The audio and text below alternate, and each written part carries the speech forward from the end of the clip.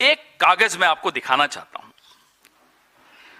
कि ये जो धमकी है, ये मुझे बड़ा अटपटा लगा। हम सबको बहुत दुख हुआ कि साहब अमेरिका अब हम पर नजर रखेगा। ये नजर किस पे रखी जाती है साहब? नजर तो चोर पे रखी जाती है।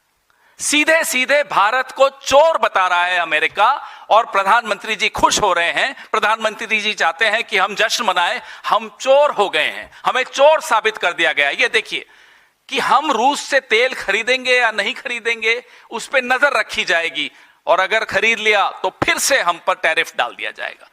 यह क्या हमारा रिश्ता है अमेरिका से कि हम पर नजर रखेगा अमेरिका और हम रखने देंगे नजर? और इसके लिए कहा जा रहा है कि ढोल बजाइए, नगाड़े बजाइए, खुश हो जाइए, डील हो गई। हम इस आदमी को, आप लोग, हम तो नहीं, आप में से कुछ लोग इसको लीडर मानते थे। हम तो कहते थे लीडर तो नहीं है, चलो डीलर होगा, और ऐसी डील लाया। तो ना लीडर है ना डीलर है, ये है क्या? ये नरेंद्र मोदी क्या है? लीडर तो नहीं था कभी, न था, न हो सकता है, न है। अरे हमने सोचा अडानी अंबानी के लिए डील लाते हैं तो हो सकता है देश के हित के लिए भी कोई डील लाएंगे, अच्छी डील लाएंगे। ये खाक है डील, ये डील लाए हैं। ये आदमी सिर्फ और सिर्फ सरेंडर करना जानता है, देश के हितों का। आप अपना सरेंडर करिए, कोई दिक्कत नहीं, हमें करते रहिए। आपकी क्या सीक्रेट्स किसके पास है हमें कोई मतलब नहीं है। एप्स्टीन के पास है, चीन के पास है, हमें कोई फर्क नहीं पड़ता किसके। लेकिन आपकी सीक्रेट्स के चलते अगर देश के किसानों को नुकसान होता है, देश के आत्मसम्मान को नुकसान होता है, तो जी हां, हमें दिक्कत है और हम आवाज उठाएंगे। आप दबा दीजिए राहुल गांधी की आवाज लोकसभा में, हम बाहर उठाएंगे, उठाते रहेंगे आवाज।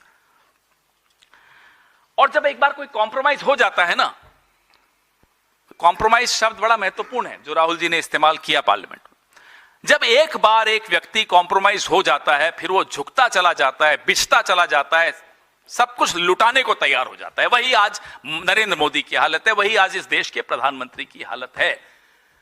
क्या ऐसा प्रधानमंत्री देश के लिए हितकारी हो सकता है? एक मिनट के लिए भी हितकारी नहीं हो सकता, क्योंकि वो कॉम्प्रोमाइज है, वो झुक गया है, बिछ गया है, न्यौछावर हो गया है। ये डील से मालूम पड़ता है।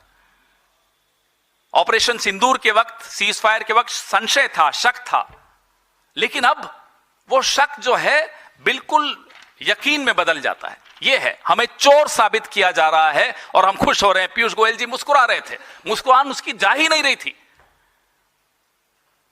ये क्या हाल है इस देश का? कैसे बना दिया इस देश को? यहां तक कैसे आए हम?